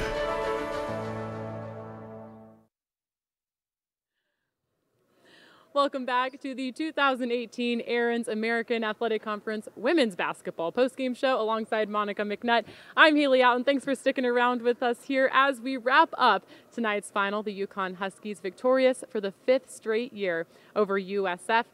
Monica, as we look towards the postseason now, the conference tournament portion of the season has come to an end here in the American. But what is it looking like for the NCAA tournament for teams in the American? Well, I think that, first of all, we have to give a credit to Coach Oyema in terms of being so candid. We know that UConn's that overall #1 seed, but they can't take it for granted. And I love that Coach is so enthused that he gets to hold that against his team from last year. But in general, when you talk about the American, the two teams we saw tonight have a wonderful opportunity to make some headway in the NCAA tournament. UConn, they are who they are. We fully expect them to be in the Final Four, although we're not taking anything for granted. As for the USF Bulls, I could easily see this team advancing to the Sweet 16, maybe even the Elite Eight in terms of who they end up matching up with. One of the things that they have in working toward their advantage is their style of play. Because they have so many European players, it's a little bit different than what you might see on average in terms of just the American style of basketball. Kitty Laksa, we know that she can score, but Maria Jespersen poses matchup problems. And if Rader and Henshaw can play the way that they played tonight, just in terms of being garbage players in terms of cleaning up those boards, diving, using their bodies defensively, they really can create some problems for other teams in the NCAA tournament. Yeah, and looking towards other teams that are hoping to continue their seasons as well, I think are the two other teams that made it to this year's semifinal. For Cincinnati and UCF, do you expect to see both of them playing in this year's WNIT? I do, and I think that these are wonderful opportunities for both of their teams to take their culture up a notch. For UCF, they'll be back in the NIT. They've got two seniors in Gregory and Saunders who they want to send out on a high note. I mean, why not go and win the WNIT and then take that momentum into next season and hopefully end up in the NCAA tournament? But for Cincinnati, you heard head coach Jamel Elliott say it during the press conferences earlier. This has been a year of firsts for her squad, so they certainly can take this opportunity, get a feel for what it feels like to have extended postseason play in terms of the length of time that will also be required to play in the WNIT, and just continue to allow her girls to gel and become more cohesive as a unit. She will lose two starters in her seniors, but she really returns a solid core. I expect big things out of Cincinnati, not only in the WNIT, but next season in the American. Seems like it's always about the seniors this time of year. As you head into the postseason, it's actually win or go home now at this point. But we want to thank you all for joining us on our post-game show and here all day long and throughout the tournament. The UConn Huskies, get this stat, Monica, 101-0 in American Athletic Conference play, both the regular season and the postseason, as they claimed their 5th straight tournament title. Pretty amazing stuff. Thanks again to all of you for tuning in at home. Alongside Monica McNutt, I'm Haley Outen. Good night from Mohegan Sun.